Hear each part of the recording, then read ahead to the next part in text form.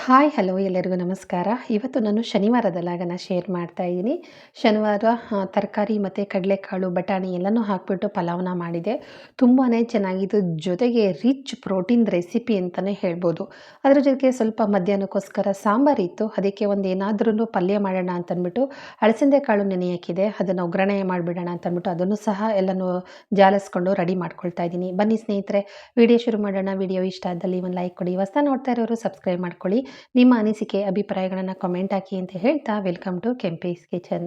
ಇವತ್ತಿನ ವಿಚಾರದಲ್ಲಿ ಸಿಂಪಲಾಗಿ ಹೇಳ್ಕೋಬೇಕು ಅಂತಂದರೆ, ಜೀವನದಲ್ಲಿ ಎಲ್ಲರ ಬಾಯಲ್ಲೂ ಈ ಮಾತು ಬಂದೇ ಬರುತ್ತೆ. ಯಾರು 4 ಜನ ನೋಡಿದ್ರೆ ಏನು ಅಂದ್ಕೊಳ್ಳಲ್ಲ, 4 ಜನ ಮಾತಾಡಿದ್ರೆ ಏನಾಗಲ್ಲ. ಆ 4 ಜನಗಳಿಗೋಸ್ಕರ ನಮ್ಮ ಜೀವನನ ಎಷ್ಟೋ ವಿಚಾರವಾಗಿ ಕೈ ಬಿಡ್ತೀವಿ, ಎಷ್ಟೋ ವಿಚಾರವಾಗಿ ತಪ್ಪನ್ನು ಮಾಡ್ತೀವಿ, ಎಷ್ಟೋ ವಿಚಾರದಲ್ಲಿ ನೋವುಗಳನ್ನು ಅನುಭವಿಸ್ತೀವಿ. ಆ 4 ಜನ ಯಾರು ಅಂತ ಇದುವರೆಗೂ ನನಗೆ ಗೊತ್ತೂ ಇಲ್ಲ. ನಿಮ್ಗೇನಾದ್ರು ಗೊತ್ತಿದ್ರೆ ಖಂಡಿತ ಕಮೆಂಟ್ ಹಾಕಿ. 4 ಜನ, ಆ 4 ಜನಕ್ಕೋಸ್ಕರ ನಮ್ಮ ಜೀವನನ ಮುಡಿಪಾಗಿಡ್ತೀವಿ. ಏನು, ಅಯ್ಯೋ ಏನೇ ಮಾಡಿದ್ರೂ ನಾವಾಗಿ ನಾವು ಬೇರೆಯವ್ರು ಹೇಳಿಲ್ಲ ಅಂದ್ರೂ ನಾವಾಗಿದೆ ನಾವು ಯೋಚನೆ ಮಾಡೋದಂದೆ. 4 ಜನ ನೋಡಿದ್ರೆ ಏನು ಅಂದ್ಕೊಳ್ಳೋದಿಲ್ಲ, 4 ಜನ ನೋಡಿದ್ರೆ ಏನು ಆಡ್ಕೊಳ್ಳೋದಿಲ್ಲ ಅಂತ ಯಾವತ್ತು ಮನುಷ್ಯನ ಮನಸ್ಸಲ್ಲಿ ಆ ಒಂದು ಭಯ ಅನ್ನೋದು ಉಂಟಾಗುತ್ತೋ, ಲೈಫಲ್ಲಿ ಒಳ್ಳೆಯದನ್ನು ಸಹ, ಒಳ್ಳೆ ಚಾನ್ಸ್ ಸಹ ನಮ್ಮನ್ನು ಕೈ ಬಿಟ್ಟೋಗುತ್ತೆ.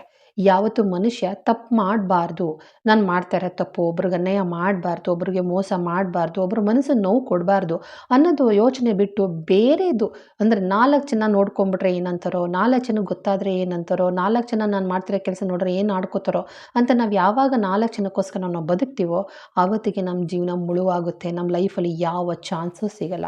ನಮಗೋಸ್ಕರ ನಾವು ಬದುಕೋದನ್ನು ಕಲಿಬೇಕು ಹೊರತು ಆ 4 ಜನಕ್ಕೋಸ್ಕರ ನಾವು ಬದುಕೋದು ಕಲಿಬಾರ್ದು.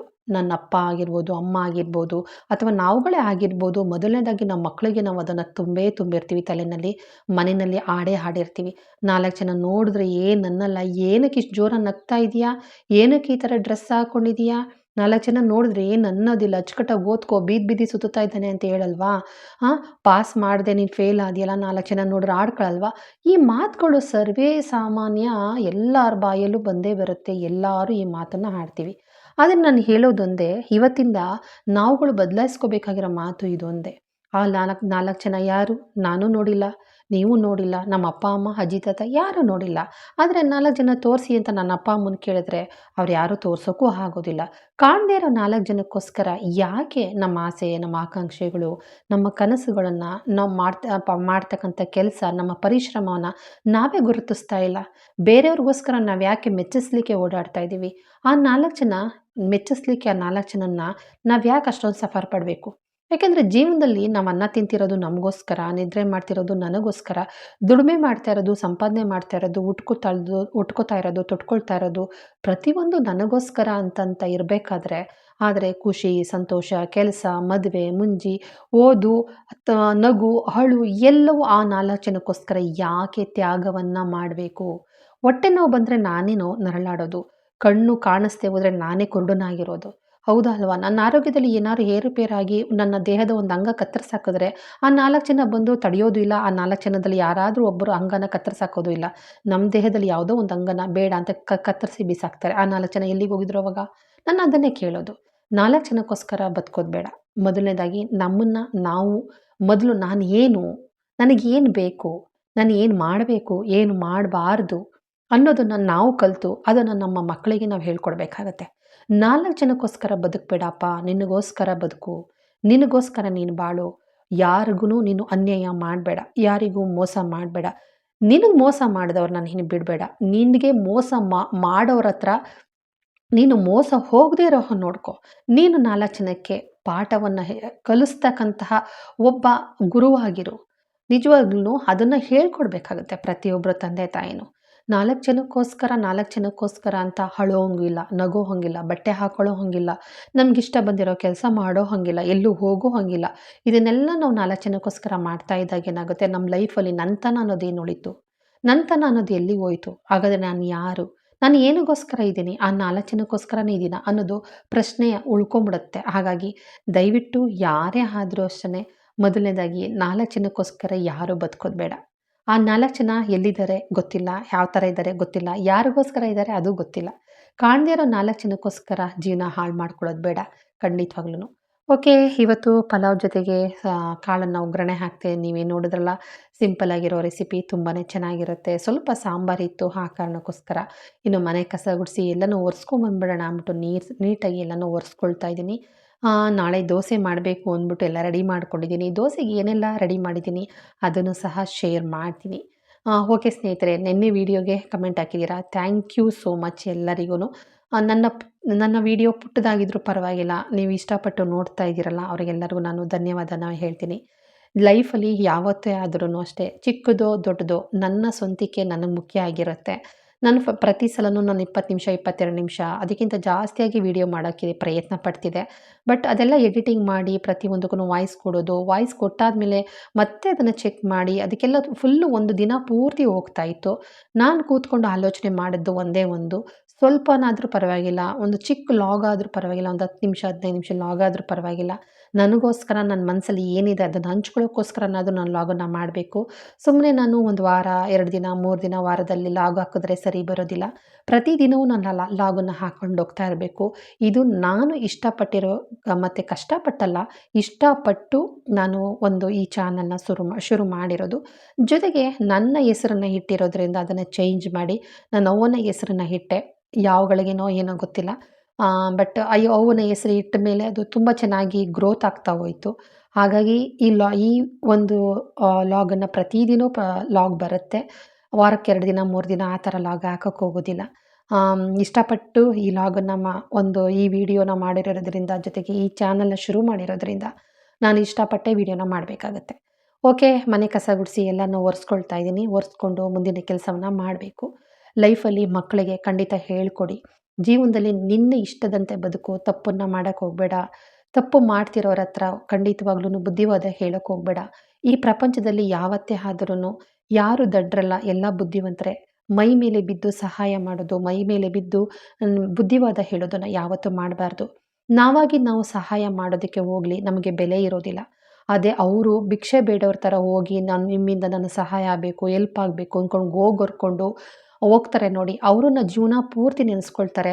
ಅದೇ ನಾವು ಹೋಗಿ ಅವ್ರಿಗೆ ಎಷ್ಟೇ ಹೆಲ್ಪ್ ಮಾಡಿದ್ರೂ ಸಹ ಸಹಾಯ ಮಾಡಿರೋ ವ್ಯಕ್ತಿಗಳನ್ನು ಯಾರೂ ನೆನೆಸ್ಕೊಳ್ಳೋದಿಲ್ಲ.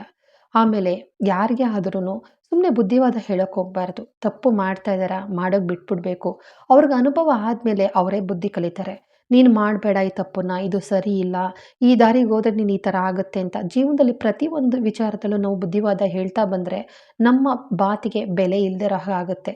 ಅದಕ್ಕೆ ಹೇಳೋದು, ಯಾವುದೇ ಮಾತಿಗೆ 3 ಕಾಸು ಬೆಲೆ ಇಲ್ಲ ಅಂತಂದರೆ ಆ ಜಾಗದಲ್ಲಿ ಯಾರೂ ಸಹ ನಿಲ್ಲಬಾರ್ದು. ಅದಂತೂ ನಿಜ. ಒಬ್ಬ ವ್ಯಕ್ತಿಗೆ ಒಂದು ಗೌರವ ಅನ್ನೋದಿರುತ್ತೆ, ಅದನ್ನು ಯಾರೂ ಮರಿಬಾರ್ದು ಸ್ನೇಹಿತರೆ. ಲೈಫಲ್ಲಿ ನಾವು ಪುಕ್ಸಟ್ಟೆ ಒಂದು ಏನಂತ ಸಜೆಷನ್ ಕೊಡೋದಕ್ಕೆ ಬಂದ್ಬಿಟ್ರು ಅಂತ ಹೇಳ್ತಾರೆ ಕೆಲವರು. ಹೌದಲ್ವಾ? ಯಾರು ಪುಕ್ಸಟ್ಟೆ ಸಜೆಷನ್ ಯಾರೂ ಕೊಡೋಕ್ಕೆ ಹೋಗೋದಿಲ್ಲ. ನನ್ನಂತೆಯೇ ಇನ್ನೊಬ್ಬರು ಹಾಳಾಗಬಾರ್ದು, ನನ್ನಂತೆ ಅವರು ನೋವನ್ನು ಅನುಭವಿಸಬಾರ್ದು ಅಂದ್ಬಿಟ್ಟು ಒಂದು ಸಜೆಷನ್ನು, ಒಂದು ದಾರಿ, ಒಂದು ನೀತಿ ಪಾಠವನ್ನು ಹೇಳ್ತಾರೆ. ಆದರೆ ತುಂಬ ಬುದ್ಧಿವಂತರು ಏನಂತ ಹೇಳ್ತಾರೆ, ಬಿಟ್ಟು ಸಿಕ್ಕಿದ್ದೀವಿ ಅಂತ ಅಥವಾ ಹಳ್ಳಕ್ಕೆ ಬಿದ್ದಿದ್ದೀವಿ ಅಂತಂತ, ಕಷ್ಟದಲ್ಲಿದ್ದೀವಿ ಅಂತ ಪುಕ್ಸಟ್ಟೆ ಸಜೆಷನ್ನ ಯಾರೂ ಕೊಡೋಕ್ಕೆ ಬರಬೇಡಿ ಕಣ್ರಪ್ಪ, ನಾವು ಕೇಳೋರಿದ್ದೀವಿ ಅಂತ. ನಿಮ್ಮ ಕೆಲಸ ನೋಡ್ಕೊಳ್ಳೋಗಿ ಅಂತ ಹೇಳ್ತಾರೆ. ಆದರೆ ಒಂದನ್ನು ಅರ್ಥ ಮಾಡ್ಕೋಬೇಕಾಗತ್ತೆ, ಒಬ್ಬರು ಬುದ್ಧಿವಾದ ಹೇಳಕ್ಕೆ ಬಂದಿದ್ದಾರೆ, ಒಬ್ಬರು ದಾರಿ ತೋರ್ಸಕ್ಕೆ ಬಂದಿದ್ದಾರೆ ಅಂತಂದರೆ ಅವರು ಮಾಡೋದಕ್ಕೆ ಕೆಲಸ ಇಲ್ಲದೇ ಯಾರೂ ನಿಂತಿರೋದಿಲ್ಲ. ನನ್ನಂತೆಯೇ ಅವರು ನೋವನ್ನು ಅನುಭವಿಸಬಾರ್ದು ಅಂತ ಬಂದು ಒಂದು ದಾರಿಯನ್ನು ತೋರಿಸ್ತಾರೆ, ಬುದ್ಧಿವಾದವನ್ನು ಹೇಳ್ತಾರೆ, ನೀತಿ ಪಾಠವನ್ನು ಹೇಳ್ತಾರೆ. ಅವರು 1000 ಅಲ್ಲ 10 ನೀತಿ ಪಾಠದಲ್ಲಿ ಒಂದು ನೀತಿ ಪಾಠ ಆದ್ರೂ ನಮ್ಮ ಜೀವನಕ್ಕೆ ಅಳವಡಿಸಿರುತ್ತೆ. ಅದು ಖಂಡಿತ ಸತ್ಯ. ಆದರೆ ಅದನ್ನು ಒಪ್ಕೊಳ್ಳೋದಕ್ಕೆ ಯಾರೂ ರೆಡಿ ಇರೋದಿಲ್ಲ. ಹಾಗಾಗಿ ಯಾರಿಗೂ ಪುಕ್ಸಟ್ಟೆಯಾಗಿ ನೀವು ಬುದ್ಧಿವಾದವನ್ನು ಹೇಳೋಕ್ಕೆ ಹೋಗಬೇಡಿ, ಸಹಾಯವನ್ನು ಮಾಡೋಕ್ಕೆ ಹೋಗಬೇಡಿ, ಪುಕ್ಸಟ್ಟೆಯಾಗಿ ದಾನ ಧರ್ಮವನ್ನು ಮಾಡಬೇಡಿ. ಒಂದು ತಿಳ್ಕೊಳ್ಳಿ, ನಮಗೆ ಅವಶ್ಯಕತೆ ಇದ್ದಾಗ ಏನು ಗೊತ್ತಾ, ನಾವು ಒಂದು ಹರಕೆ ಕಟ್ಕೊಂಡಿದ್ದೀವ, ದಾನ ಧರ್ಮ ಮಾಡೋಣ. ಅಥವಾ ನಾವು ನೋಡಿ ಅಯ್ಯೋ ಪಾಪ ಅನ್ನಿಸ್ತಾ ಅವಾಗ ದಾನ ಧರ್ಮ ಮಾಡೋಣ. ಯಾರಿಗೋಸ್ಕರ ನಾವು ಅಯ್ಯೋ ಪಾಪ ಓದ್ತಾ ಇದ್ದಾನೆ ಅಥವಾ ದುಡ್ಡಿದೆ ನನ್ನ ಹತ್ರ ಅಂತಂದ್ಬಿಟ್ಟು, ಅಥವಾ ಕಷ್ಟದಲ್ಲಿದ್ದಾರೆ ಅಂತಂದ್ಬಿಟ್ಟು ನಾವು ದಾನ ಧರ್ಮ ಮಾಡೋದು ಬೇಡ. ಯಾವುದೇ ದಾನ ಧರ್ಮ ಅಥವಾ ಒಂದು ಪ್ರೀತಿವಾದ ಒಂದು ದಾರಿ ತೋರಿಸೋದಾಗಿರ್ಬೋದು, ಅಥವಾ ಒಂದು ವಿಶ್ವಾಸದಿಂದ ಮಾತಾಡೋದಾಗಿರ್ಬೋದು, ಎಲ್ಲದಕ್ಕೂ ಅದರದ್ದೇ ಆದ ಬೆಲೆ ಇರುತ್ತೆ ಅನ್ನೋದನ್ನು ಮರಿಬೇಡಿ. ಯಾಕೆ ಗೊತ್ತಾ, ಇವತ್ತು ನಾವು ಯಾರನ್ನ ಪುಕ್ಸಟ್ಟೆ ಸಜೆಷನ್ ಕೊಡಕ್ಕೆ ಬಂದಿದ್ದೀರಿ ಅಂತ ಹೇಳ್ತೀವೋ, ಮುಂದೊಂದು ದಿನ ಅದೇ ಸಜೆಷನ್ ಅವ್ರ ಲೈಫಿಗೆ ಬೆಳಕಾಗುತ್ತೆ ಅಂತ ಅವ್ರಿಗೆ ಗೊತ್ತಿರೋದಿಲ್ಲ. ಪುಕ್ಸಟ್ಟೆ ಸಜೆಷನ್ನು ಅವ್ರ ಜೀವನದಲ್ಲಿ ಬೆಳಕಾಗಿ ಅವ್ರ ಲೈಫ್ ಮಾರ್ಪಾಡಾಗುತ್ತೆ ಅಂತ ಅನ್ನೋದು ಅವ್ರಿಗೆ ಗೊತ್ತಿರೋದಿಲ್ಲ. ಪುಕ್ಸಟ್ಟೆ ಸಜೆಷನ್ ಕೊಟ್ಟಿರೋ ವ್ಯಕ್ತಿ ಅವರಿಂದ ದೂರ ಆಗಿರ್ಬೋದು. ಆದರೆ ಆ ಸಜೆಷನ್ ಅಂತ ಅನ್ನೋದು ಅವ್ರ ಬಾಳಿಗೆ ಬೆಳಕಾಗೋದಂತೂ ಖಂಡಿತ ಸತ್ಯ. ಆದರೆ ನಾನು ಎಲ್ಲರಿಗೂ ಹೇಳೋದೊಂದೇ, ಇವತ್ತಿನ ದಿನದಲ್ಲಿ ಯಾರೂ ದಡ್ರಲ್ಲ, ಎಲ್ಲರೂ ಬುದ್ಧಿವಂತರೇ. ಯಾರು ಬಡವರಿಲ್ಲ. ಒಂದು ತುತ್ತು ಅನ್ನ ತಿಂದು ಇನ್ನೊಬ್ಬರಿಗೆ ಅನ್ನ ಹಾಕೋ ಶಕ್ತಿ ಖಂಡಿತ ಎಲ್ಲರಿಗೂ ಇದೆ.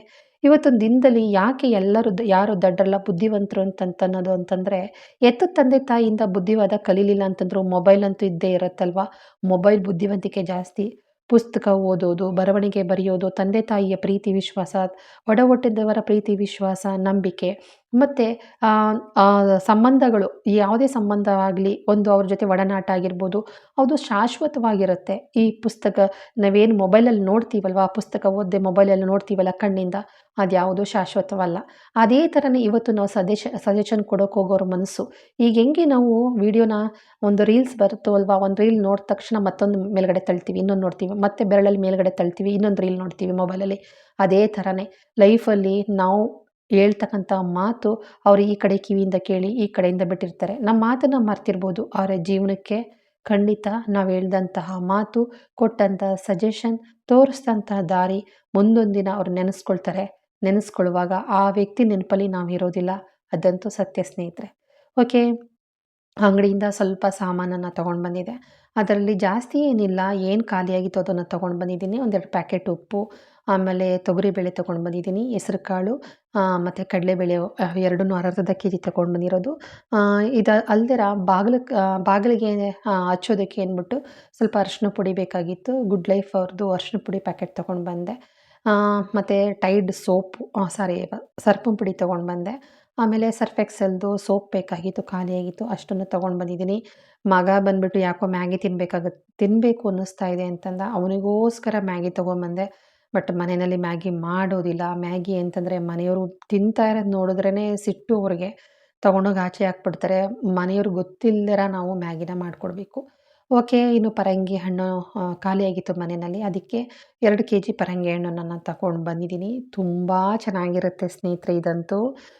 ಟೇಸ್ಟ್ ಮಾತ್ರ ಹೆಂಗಿರುತ್ತೆ ಗೊತ್ತಾ? ತುಂಬ ಚೆನ್ನಾಗಿರುತ್ತೆ. ಖಂಡಿತ ಈ ಥರ ಒಂದು ಪರಂಗಿ ಹಣ್ಣು ಅಥವಾ ಪಪಾಯ ಹಣ್ಣು ಏನಾದ್ರು ಸಿಕ್ಕಿದ್ರೆ ಖಂಡಿತ ತೊಗೊಳ್ಳಿ. ಹಾಗೆ ಗೋಧಿ ಹಿಟ್ಟು ಖಾಲಿಯಾಗಿತ್ತು. ಅದಕ್ಕೋಸ್ಕರ ಗೋಧಿ ಹಿಟ್ಟು ಮಾಡಿಸ್ಕೋಬೇಕು ಅಂತ ಒಂದು 5 ಕೆ ಜಿ ಗೋಧಿ ತಂದಿದ್ದೀನಿ. ಈ ಸಲ ಏನೂ ಹಾಕೋದಿಲ್ಲ, ಹಾಗೆ ಮಾಡ್ತೀನಿ. ಯಾಕೆಂದರೆ ಮೆಂತ್ಯ ಮತ್ತು ಸೋಯಾ ಕಾಳನ್ನು ಬಿಸಿಲಲ್ಲಿ ಒಣಗಿಸಾಕಬೇಕು. ಒಣಗಿಸಾಕಲಿಲ್ಲ ಅಂತಂದರೆ ಅದು ಪೌಡ್ರ್ ಆಗೋದಿಲ್ಲ. ಹಾಗಾಗಿ ಮಿಲ್ಲಿಂದ ಹೊರಗಡೆ ಬಂದುಬಿಡುತ್ತೆ. ಬಟ್ ಬಿಸಿಲಿಲ್ಲ ಅಲ್ವಾ, ಆ ಕಾರಣಕ್ಕೋಸ್ಕರ ಅದೇನೂ ಹಾಕ್ಸೋದಿಲ್ಲ. ಬರೀ ಗೋಧಿನ ಹಾಕಿಸಿ ಮಿಲ್ ಮಾಡಿಸ್ಕೊಂಬತ್ತೀನಿ. ಓಕೆ ಸ್ನೇಹಿತರೆ, ಇವತ್ತಿನ ವಿಚಾರ ಏನು ಅನ್ನಿಸ್ತು ಖಂಡಿತ ಕಮೆಂಟ್ ಹಾಕಿ. ಯಾರಿಗೂ ಪುಕ್ಸಟೆ ಸಜೆಷನ್ ಕೊಡೋಕ್ಕೆ ಹೋಗಬೇಡಿ. ಸಹಾಯವನ್ನು ಅವರು ಬೇಡ್ಕೊಂಡು ಬಂದರೆ ನಾವು ಸಹಾಯವನ್ನು ಮಾಡಬೇಕಾಗುತ್ತೆ. ಪುಕ್ಸಟೆಯಾಗಿ ಯಾರಿಗೂ ಸಹಾಯ ಮಾಡಿ ನಾವು ಅವರ ದೃಷ್ಟಿನಲ್ಲಿ ಚಿಕ್ಕವರಾಗೋದು ಬೇಡ. ನಾನೇನು ಕೇಳಿದ್ನಾ? ನಾನು ಬಂದು ಹೆಲ್ಪ್ ಮಾಡು ಅಂತ ಹೇಳಿದ್ನಾ? ಅವರಾಗಿದ್ದವ್ರು ಬಂದು ಹೆಲ್ಪ್ ಮಾಡ್ದ ಅದಕ್ಕೆ ಅಂತನೋ ಮಾತುಗಳು ಸಹ ಬಂದ್ಬಿಡುತ್ತೆ. ಅದು ನೆನಪಲ್ಲಿಟ್ಕೊಳ್ಳಿ. ಯಾವತ್ತೂ ಋಣ ಅಂತ ಅನ್ನೋದನ್ನು ಯಾರಿಗೂ ತೀರ್ಸೋಕ್ಕಾಗೋದಿಲ್ಲ. ತೀರ್ಸೋದಕ್ಕೆ ಅಂಥವ್ರು ಇರ್ತಾರೆ ಅಂತ ಅನ್ನೋದಾದರೆ ಖಂಡಿತ ಅಂಥವ್ರ ಸಹವಾಸ ನಮಗೆ ಬೇಡ ಅಂತ ಹೇಳ್ತೀನಿ. ಓಕೆ, ಜೀವನದಲ್ಲಿ 4 ಜನಕ್ಕೋಸ್ಕರ ನಮ್ಮ ಜೀವನ ಹಾಳು ಮಾಡ್ಕೊಳ್ಳೋದು ಬೇಡ. ಮಕ್ಕಳ ತಲೆಯಲ್ಲಿ ಆ 4 ಜನದ ವಿಚಾರವನ್ನು ತುಂಬಕ್ಕೆ ಹೋಗಬೇಡಿ. ಖಂಡಿತವಾಗ್ಲೂ ನಮಗೋಸ್ಕರ ಬದುಕಬೇಕು, ನನಗೋಸ್ಕರ ಸಂತೋಷವಾಗಿರಬೇಕು. ನಾವು ಯಾರಿಗೂ ಮೋಸ ಮಾಡಬಾರ್ದು. ನಮ್ಮ ಮೋಸ ಮಾಡೋರನ್ನ ಯಾವುದೇ ಕಾರಣಕ್ಕೂ ಹತ್ರಕ್ಕೆ ತಗೋಬಾರ್ದು. ನಮ್ಮ ಮೋಸ ಮಾಡೋಕ್ಕೆ ಬಂದವ್ರನ್ನ ಸರಿಯಾದ ಪಾಠ ಕಲಿಸಿ ಕಳಿಸ್ಬೇಕು. ಮೋಸ ಮಾಡೋರು ಇರೋ ತನಕನೂ ಮೋಸ ಹೋಗೋರು ಇರ್ತಾರೆ, ಮೋಸ ಹೋಗೋರು ಇರೋ ತನಕ ಮೋಸ ಮಾಡೋರು ಇರ್ತಾರೆ ಅನ್ನೋ ಮಾತು ಅಥವಾ ಗಾದೆಯನ್ನು ನಾವು ಬದಲಾಯಿಸಬೇಕು ಅಂತ ಹೇಳ್ತೀವಿ. ಓಕೆ, ಯಾರೆಲ್ಲ ಮನೆಯಲ್ಲಿ ಈ ಮಾತನ್ನು ಹೇಳ್ತೀರಾ? 4 ಜನ ಅಂತ ಖಂಡಿತ ಕಮೆಂಟ್ ಹಾಕಿ. ಯಾವತ್ತೇ ಆದರೂ ಆ 4 ಜನದಿಂದ ಉಪಯೋಗ ಖಂಡಿತ ಯಾರಿಗೂ ಇಲ್ಲ ಕಣ್ರಿ. ಆ 4 ಜನ ಕಣ್ಣಿಗೆ ಕಾಣದಿರೋ 4 ಜನಕ್ಕೋಸ್ಕರ ಯಾಕೆ ನಮ್ಮ ಸಂತೋಷ ಎಲ್ಲ ಹಾಳು ಮಾಡ್ಕೋಬೇಕು ಅಂತ ಹೇಳ್ತಾ ವಿಡಿಯೋ ಮುಗಿಸ್ತಾ ಇದ್ದೀನಿ. Thank you.